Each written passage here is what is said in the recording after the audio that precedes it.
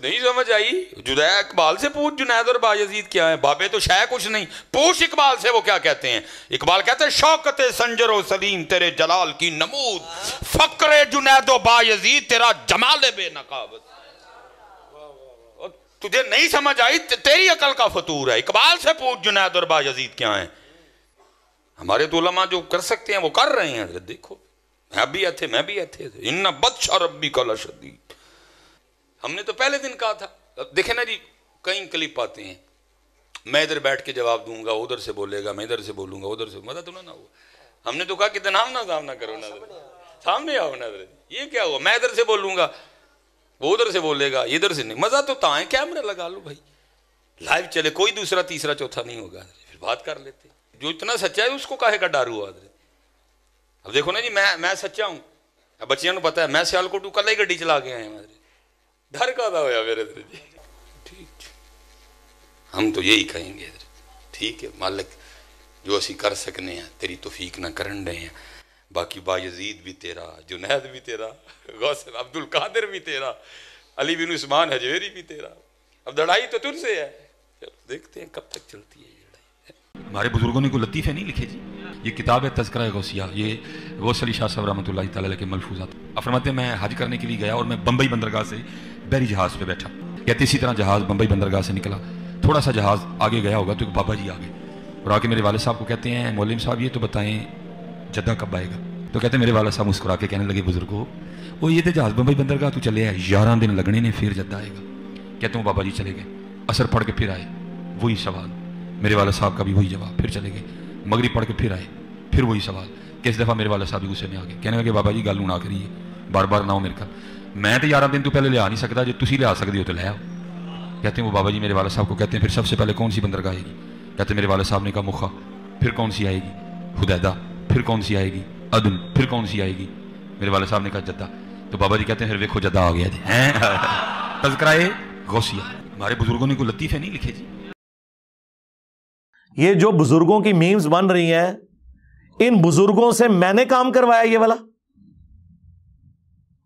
کہ لوگ آپ کا مذاق اڑائیں، یا آج جو مولوی اپنے بابوں کے واقعات بیان کر رہے ہیں یہ میں نے ان کو کہا ہے گن پوائنٹ کے اوپر تلوار کے زور پہ کہ تم جو ہے نا اس طرح کی کہانیاں بیان کرو تاکہ انجینئر صاحب تمہارے خلاف کلپ بناون؟ میں نے کہا ہے، خود کیا نا۔ اور اس سے بڑھ کر ہمارے آباء و اجداد تو سبحان اللہ کہتے تھے اس کے اوپر، کیونکہ نہ انہوں نے قرآن پڑھا نہ سنت پڑھی، انہیں پتہ ہی نہیں تھا کہ دین وہ ہے جو کتابوں میں ہے، دین وہ نہیں جو آپ کے فرقوں کے بابے بتائیں گے، وہ تو کہانیاں کروائیں گے۔ اور وہ ہمارے جو مرشد ہیں مصباحی صاحب حافظہ اللہ تعالی، جن کو 3 سال شروع ہو گیا، وہ کہہ رہے ہیں میں اپنے رب سے توفیق مانگ رہا ہوں کہ میں نے انجینئر کا رات ضرور کرنا ہے۔ نہیں سمجھ آئی؟ جدید اقبال سے پوچھ جنید اور بایزید کیا ہیں، بابے تو شے کچھ نہیں، پوچھ اقبال سے وہ کیا کہتے ہیں۔ اقبال کہتے ہیں شوکت سنجر و سلیم تیرے جلال کی نمود، فقر جنید و بایزید تیرا جمال بے نقابت۔ تجھے نہیں سمجھ آئی، تیری عقل کا فطور ہے۔ اقبال سے پوچھ جنید اور بایزید کیا ہیں۔ ہمارے تو علماء جو کر سکتے ہیں وہ کر رہے ہیں۔ حضرت دیکھو میں بھی تھے ان بطش ربی کا لشدید، ہم نے تو پہلے دن کہا تھا۔ دیکھیں نا جی، کئی کلپ آتے ہیں، میں ادھر بیٹھ کے جواب دوں گا، ادھر سے بولے گا، میں ادھر سے بولوں گا، ادھر سے، مزہ تو نہ ہوا۔ ہم نے تو کہا کہ سامنا کرو نا، سامنے آؤ نا، یہ کیا ہوا؟ میں ادھر سے بولوں گا، وہ ادھر سے بولے گا، ادھر سے نہیں، مزہ تو ہے، کیمرہ لگا لو بھائی، لائیو چلے، کوئی دوسرا تیسرا چوتھا نہیں ہوگا، پھر بات کر لیتے۔ جو اتنا سچا ہے اس کو کاہے کا ڈر ہوا؟ اب دیکھو نا جی، میں سچا ہوں، اب بچیاں کو پتا ہے میں سیالکوٹ کل ہی گڈی چلا کے آئے ہیں، ڈر کا تھا ہوا میرے جی۔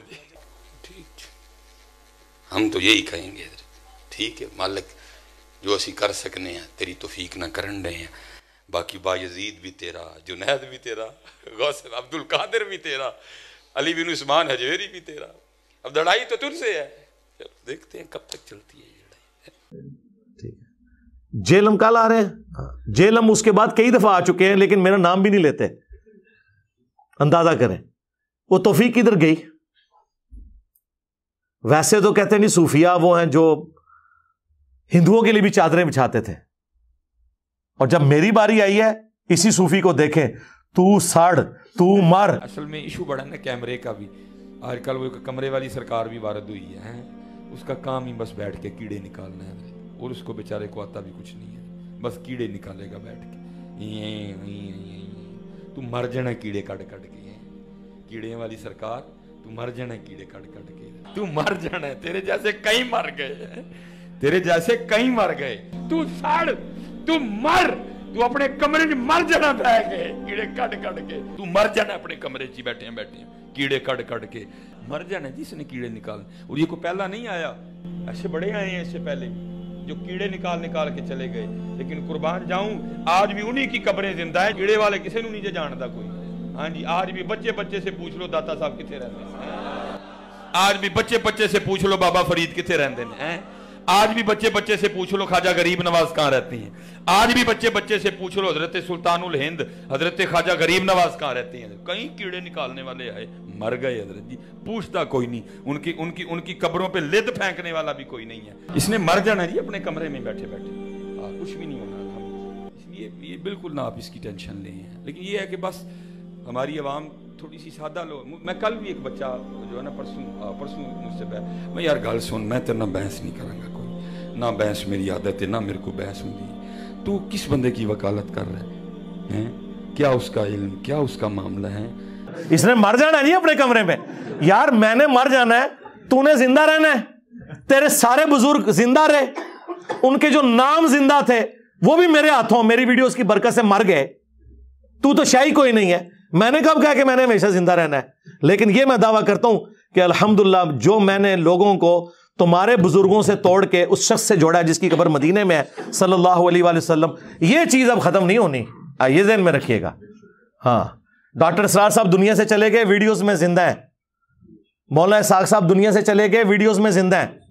اور انجینئر صاحب کی ویڈیوز تو آپ چھوڑ دیں، ہاں دنیا میں جہاں کہ اسلام پہ بات ہوتی ہے نا، تو انجینئر صاحب کی ویڈیو پہلے نمبر پہ کھلتی ہے اللہ کے فضل سے۔ تو آپ کیا سمجھتے ہیں اس نے مر جانا؟ اچھا میں مر گیا تو کیا ختم ہو جائے؟ جڑا میں ڈیمیج کرتا ہے تو فرقے نو ختم ہو جانا ہے؟ یہ تو میرے نبی کا انقلاب ہے، ہم تو ان کے ادنا سپاہی ہیں، یہ تو جاری رہے گا انشاءاللہ تعالی۔ تو گالیاں دینا اس طرح کرنا بھی، علمی رد کرو، آؤ بات کرو۔ میں تو ان کو اکیڈمی میں دعوت دے چکا ہوں کہ آپ تشریف لائیں۔ ان کے کئی نمازی ریورٹ ہو کے میری اس اکیڈمی میں آ چکے ہیں سیالکوٹ سے، میں نے ان کے ہاتھوں سلام بھی بھجوایا ان کو کہ تشریف لائیں ادھر، بتائیں میری غلطی کیا ہے قرآن و سنت کی روشنی میں، جذباتی باتیں نہیں کہ پیچھے آپ رو میوزک چلا دیں اور آپ سمجھیں کہ آپ کی بات جسٹیفائی ہو جائے گی۔ ابھی اگلے دن ایک کلپ ان کا آج کل بڑا وائرل ہوا ہے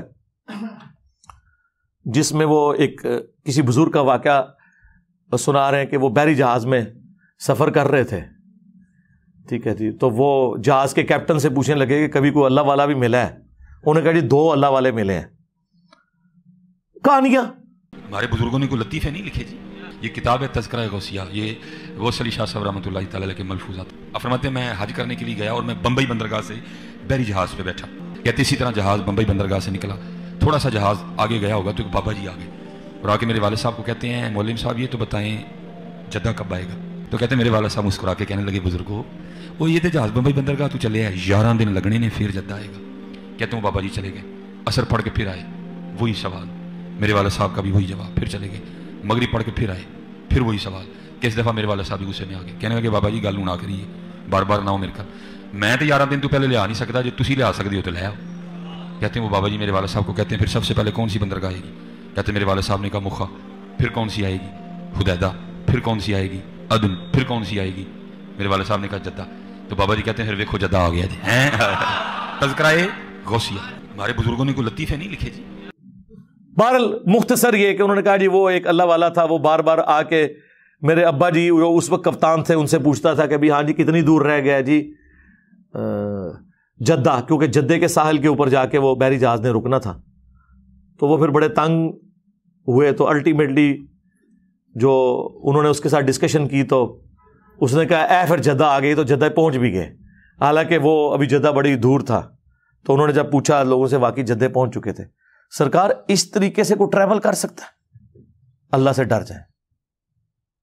اور میرا معصومانہ سوال ہے، آپ کے سارے بزرگ بحری جہازوں میں جاتے تھے جب حج اور عمرے کے لیے، تو آپ تو کہتے ہیں بزرگوں کا مقام بہت بلند ہے، اگر ویل مچھلی تیر سکتی ہے، شارک مچھلی تیر سکتی ہے، تو آپ کے بابے سمندری راستے تیر کے کیوں نہیں وہاں پہنچتے تھے؟ ہاں آئے ہو نا داڑھ تھلے ہوں.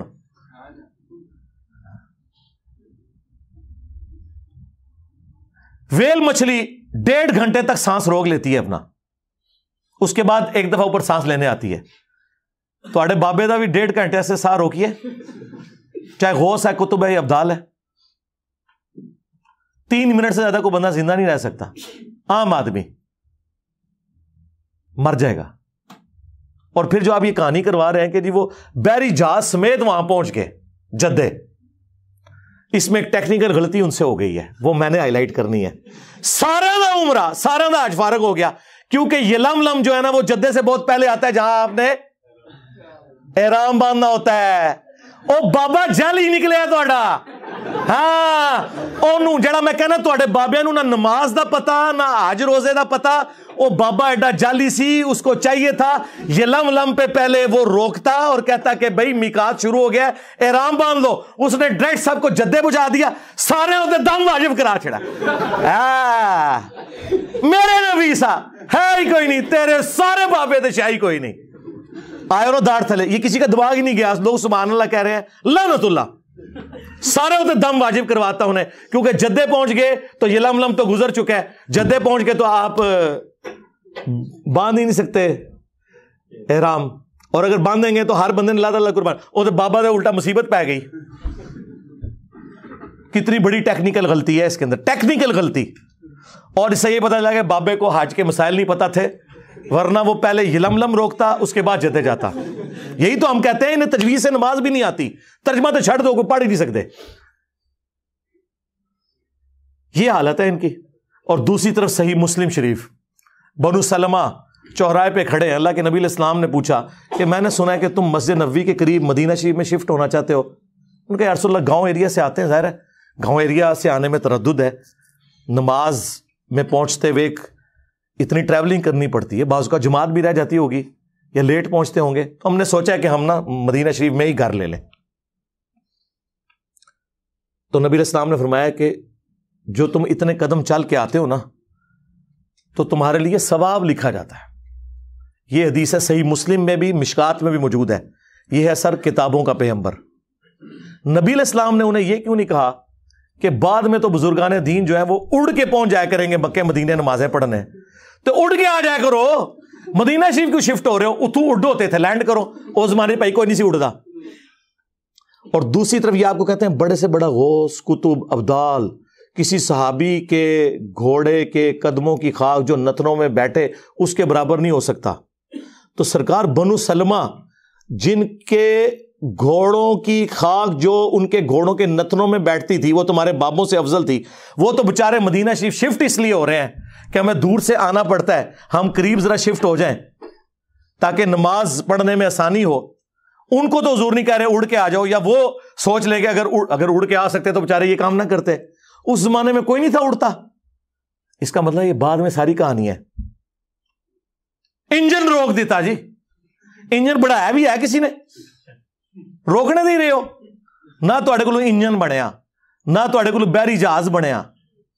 یہ بابے صرف روکتے ہی رہے ہیں. وہ جی اوپر نگاہ ماری 7 آسماناں تو تے عرش تے, تھلے نگاہ ماری 7 زمیناں کراس, تیل بھی کراس.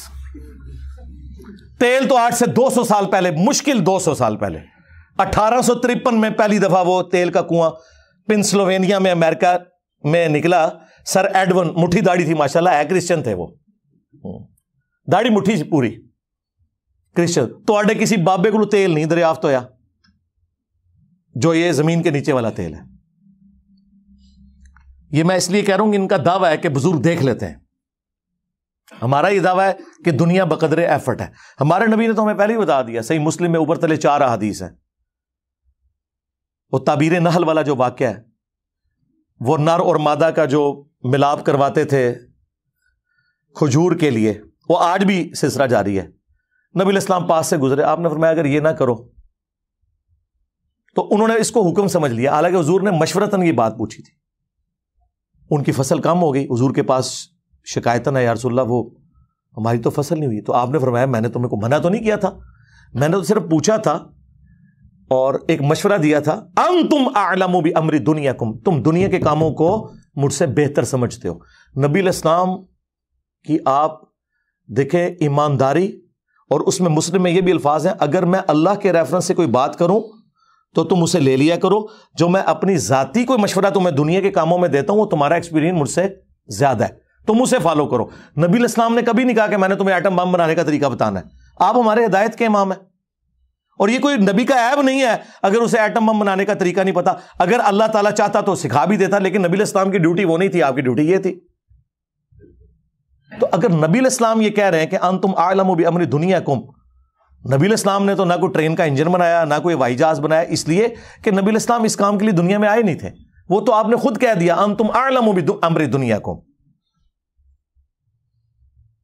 اس حدیث کو یہ گستاخی سمجھتے ہیں، لیکن یہ حدیث مسلم شریف کی اوپر تلے 4 احادیث یہ عقیدہ کلیئر کر دیتی ہیں۔ پھر میں اس لیے تو کہتا ہوں نا، میرے نبی سا ہے ہی کوئی نہیں، تیرے بابے تے شاہی کوئی نہیں، وہ کہانیاں کرا کے ٹر گئے، میرے نبی نے جو بات جتنی تھی وہ بتائی ہے کہ یہ ایسے ہے بھائی، تم دنیا کے کاموں کو بہتر سمجھتے ہو، میرا ایکسپیرینس نہیں ہے، میں تمہیں مشورہ دیتا ہوں، تم اس کو خود دیکھ لیا کرو۔ نبی علیہ السلام تو اتنی احتیاط کریں، اور ان کے آپ دعوے سنیں۔ جی گولڈا شریف وہ جی اسٹیشن اس لیے نہیں بنا ہوا تھا کہ وہ چھوٹی جگہ تھی، پھر ایک دفعہ پیر مل شاہ صاحب نے نگاہ مار کے انجن روک لیا، انجن چھالا مارتا سی جی پٹری تے انجن اگے نہیں سی ہوندا، پھر انہوں نے جناب وہاں پہ اسٹیشن بنا دیا۔ سرکار اسٹیشن نے گولڈا شریف کی وجہ یہ نہیں ہے اسٹیشن بنانے کی، وہ جنکشن ہے، وہاں سے ایک لائن جو ہے وہ ترنول کے راستے اور جنڈ سے ہوتی ہوئی ملتان جاتی ہے، آج بھی ملتان ایکسپریس چلتی ہے اس کے اوپر، وہ اس وجہ سے وہاں انہوں نے جنکشن بنایا ہوا ہے، ورنہ کتنے مزار ہیں وہاں پہ کوئی اسٹیشن نہیں بنے ہوئے۔ اور پھر آپ کے بزرگ صرف انجن روک سکتے ہیں، بنا نہیں سکتے، بنا کے کیا کنٹریبیوشن ہے؟ ایک گھڑی نہیں بنا سکے نماز کی ٹائمنگ کے لیے۔ آج آپ کو یہ پرنٹنگ پریس بخاری مسلم جو قرآن پرنٹ ہوئے ہیں گوروں نے بنایا، یہ اجمیر شریف والوں نے بنایا، یہ بغداد شریف نے بنایا، تو کیا اب ہم ان گوروں کی بھی عزت کرنا شروع کر دیں؟ ہم ان کی تعریف کریں گے لیکن ان کے عقیدے کو نہیں مانیں گے۔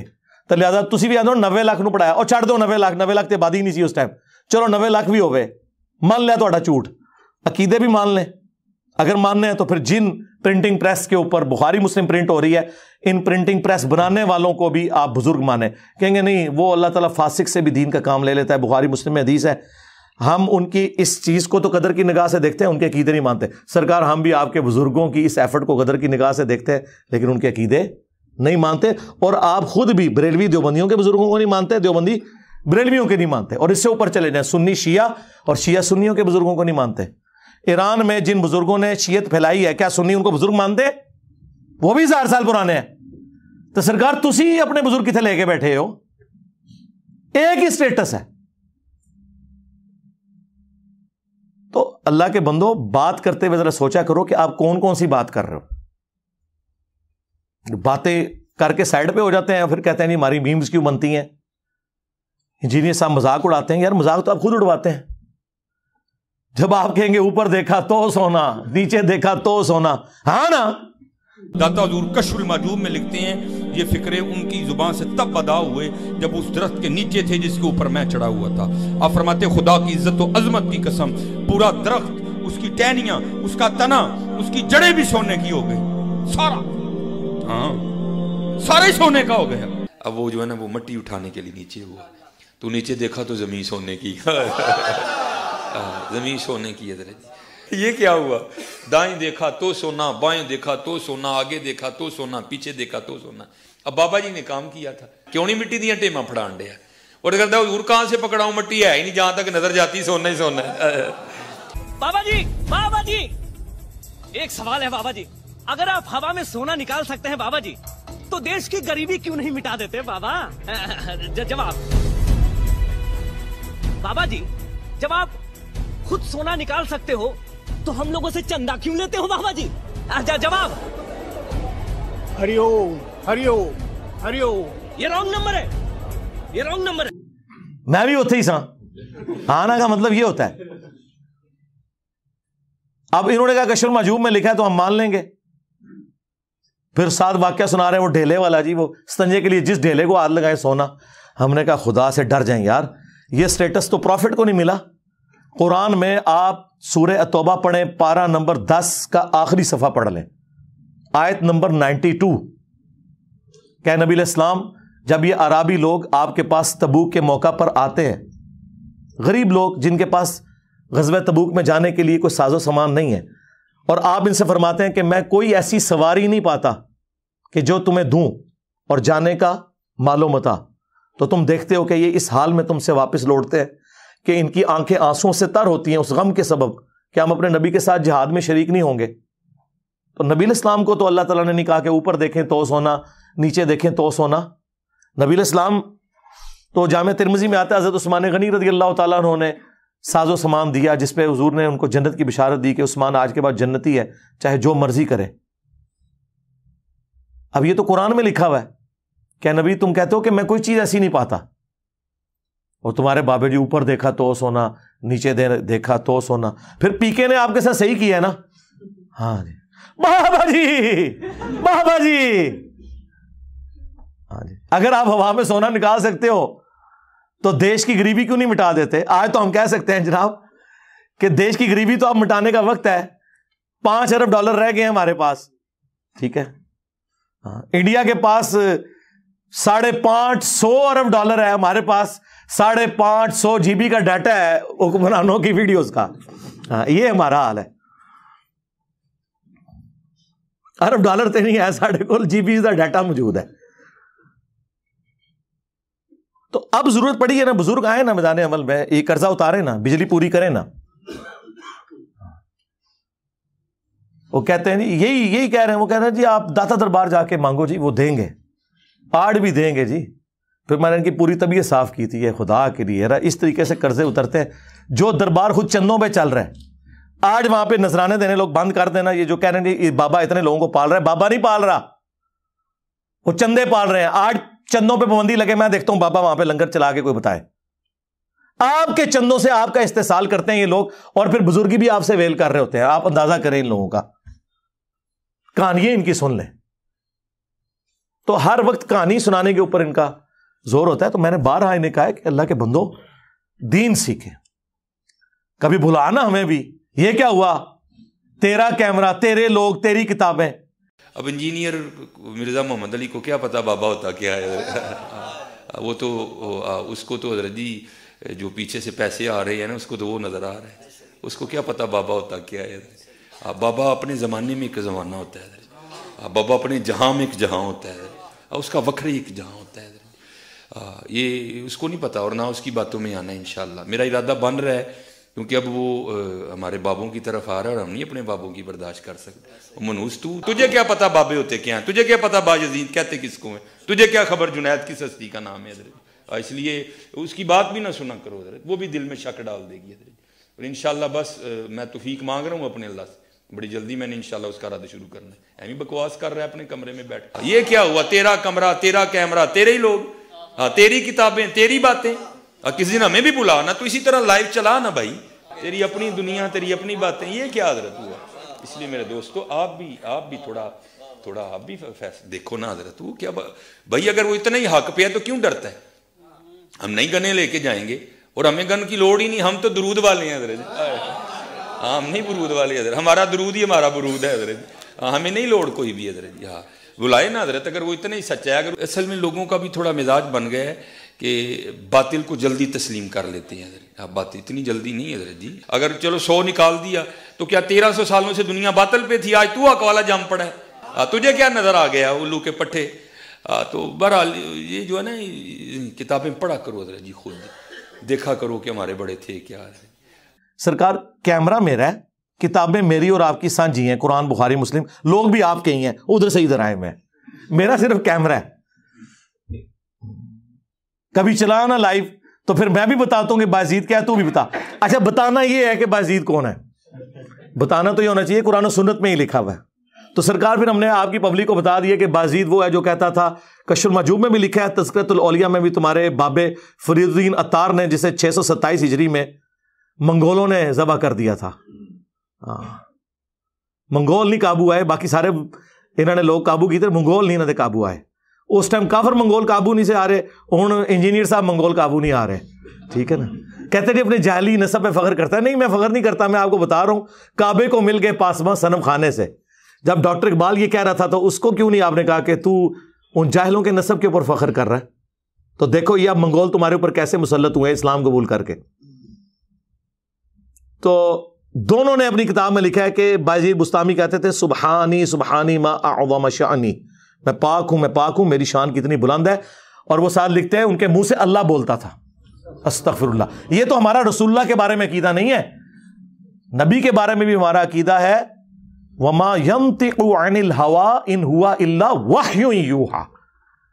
نبی اپنی خواہش نفس سے کچھ نہیں کہتے, وہ وہی کہتے ہیں جو ان کو وحی ہوتا ہے.